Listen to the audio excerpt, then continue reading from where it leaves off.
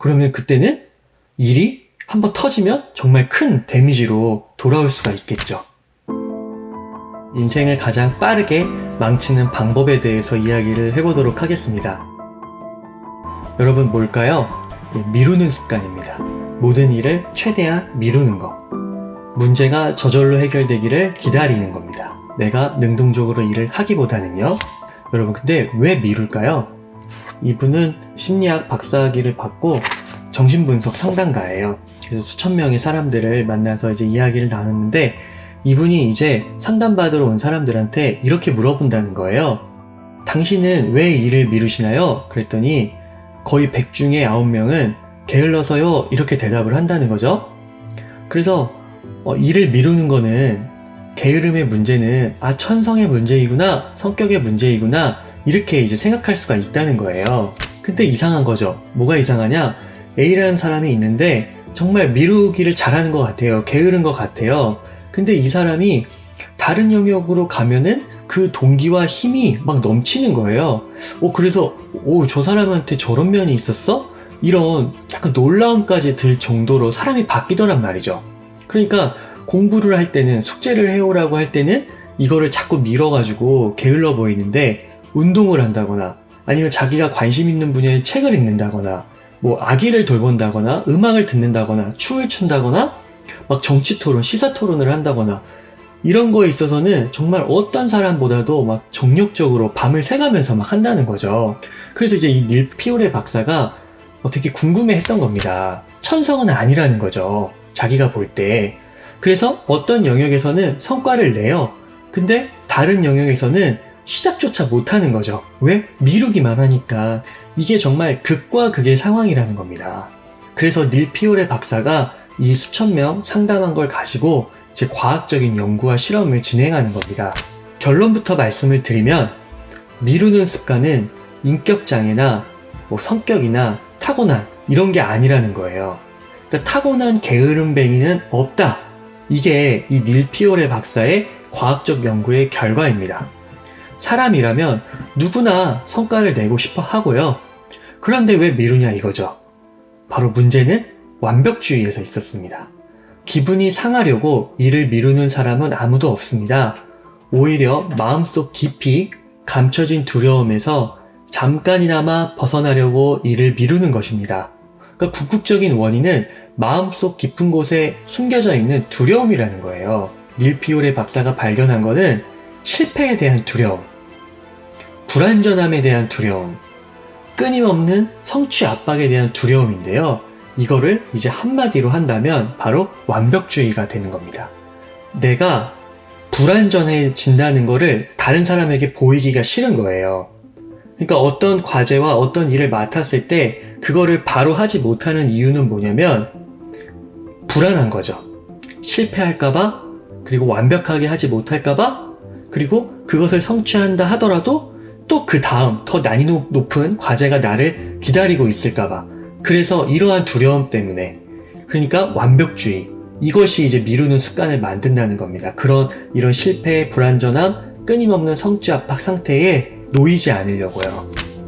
자, 그래서 미루는 습관을 어떻게 정의하냐면, 자신의 가치를 지키기 위한 신경증적 방어 기제. 말이 좀 어려운데요. 내가 가치가 있는 거예요. 예를 들면은 50이라는 가치가 있어요. 근데 어떤 일이 주어졌어요. 근데 그 일이 좀 어려워가지고 내가 이거를 완벽하게 하지 못하면 내가 생각하는 나의 가치 50이 40으로, 30으로 떨어질 것 같은 거예요. 그러니까 어떻게 한다는 거예요? 그 상황에 놓이지 않기 위해서 이 일을 미룬다는 거죠. 하지 않고. 자신의 가치에 위협을 느낄 때 사람은 일을 미룬다는 것입니다. 불완전하고 인간적인 자신의 모습을 받아들이기가 힘든 거죠. 그런 상태에 놓이기가 싫은 거예요. 그러니까 타인의 비난, 거절, 비판 이런 것들이 내가 지금 50인데 그 50을 허무는 위협으로 느끼기 때문에 이제 일을 미루는 거죠. 조금 더 세부적으로 보면은요, 이런 문제가 있어요. 타인으로부터 확실한 인정을 받고 싶잖아요. 그러니까 지나친 타인의 시선과 인정을 갈구한다는 거죠. 거기에 너무 얽매여 있다는 거예요. 그러니까 어떻게 되냐면 그것이 역으로 나 자신에게 굉장히 가혹하게, 그래서 내부에 마치 심판관을 만들어서 계속 자신을 감시하고 압박한다는 거예요. 근데 이게 좋은 쪽으로 되면 좋은데 아예 일을 시작조차 못하게 만든다는 거죠. 그리고 두 번째로 이런 측면도 있어요. 이 일을 미루는 게요, 보상이 숨어 있습니다. 어떤 습관이 고착화되고 딱 습관으로 딱 고정되는 거는 그 행위를 할 때 일정 부분의 보상이 있기 때문에 그렇거든요. 어떤 보상이냐? 일을 미루잖아요. 그러면 잠시나마 그 일에 대한 스트레스, 압박감에서 해방될 수 있죠. 안도감이 찾아온단 말이에요. 순간적으로 일시적이나마. 그 보상, 그게 있다는 거죠. 그렇기 때문에 일을 미루는 습관이 지속적으로 나타난다는 겁니다. 비생산적인 행동이더라도 어떤 행동 후에 어떤 형태로든 보상이 따르면 그 습관은 몸에 배는 거예요. 더군다나 일을 밀어놨어요? 근데 나중에 이 일을 할 필요가 없는 상황에 놓이게 되는 거예요. 아니면은 이게 미룬 일을 다른 사람이 대신 해결해 주는 겁니다. 그렇게 되면 어떻겠어요? 이 보상에 대한 그 심리가 갑절이 되겠죠. 몇 배가 된단 말이에요.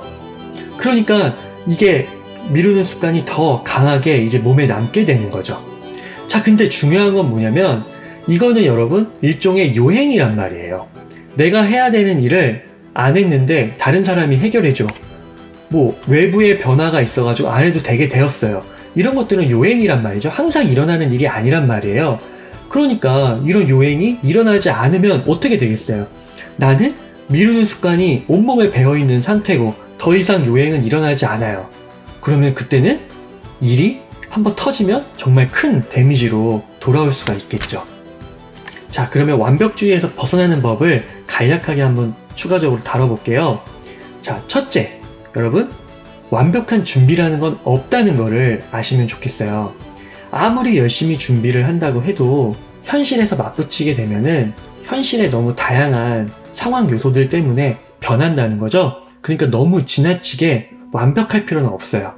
그러니까 행동하는 게 필요하다라는 겁니다. 자, 두 번째는 뭐냐면 첫 번째랑 연결되는 건데 이 완벽주의자들이 너무 큰 그림을 그리고 그 큰 그림을 진짜 퍼즐 조각 맞추듯이 탁탁탁 맞춘단 말이에요. 근데 이런 약간의 거대한 사고를 버리고 딱 1%만 개선하겠다는 미니멀 사고법을 적용해 보라는 겁니다. 하버드 비즈니스 리뷰에 나온 사례인데요. 되게 훌륭한 사원들이 임원으로 승진도 하고 이런 사람들이 그 완벽주의 때문에 점점 승진을 하는 데 있어서 그걸 기뻐하지 못하는 거예요. 왜냐면 승진을 하게 되면 더 많은 임무와 책임이 주어지니까요. 근데 이제 이 사람들이 그 완벽주의를 조금 더 내려놓고 더 이제 성과를 잘 낼 수 있었던 이유가 뭐냐? 바로 이 1%만 개선하겠다는 거였죠. 그래서 구체적으로는 이렇게 했다고 해요. 그 미팅에 참석해서 이제 긍정적인 코멘트 하나는 무조건 하는 거죠. 이 완벽주의자들은 워낙 꼼꼼하고 완벽하게 일을 처리하려고 하기 때문에 긍정적인 분보다는 부정적인 것에 집착을 하게 되고 그런 부분에 이제 날선 비판을 하게 되는데 이제 어떻게든지 무조건 긍정적인 코멘트 하나를 하는 이런 습관을 들인 거죠. 그랬더니 이게 이제 바로 1% 계산 이런 것과 통하면서 이 완벽주의에서 약간은 벗어날 수 있었다. 자, 세 번째는 뭐냐면 가벼운 활동을 하라는 겁니다. 컴퓨터에서 떨어져서 밖으로 나가라고 해요. 이 밖으로 나가는 게 중요합니다. 그리고 산책하고 조깅하고 이렇게 함으로써 뇌를 잠시 내려놓는 거죠. 이런 활동을 이제 지속적으로 할 때 이제 우리가 내면의 불안감으로부터 벗어날 수 있다. 인생을 가장 빠르게 망치는 방법, 인생의 불행을 최대화하는 방법, 미루는 습관이었어요.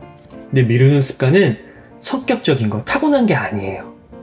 그래서 너무 큰 그림을 그리지 말고 현재에서 딱 1% 눈앞에서 가장 필요한 거, 급급한 거, 그 문제부터 한번 개선해 보겠다. 그 눈앞의 문제에 한번 집중을 해보라는 거죠.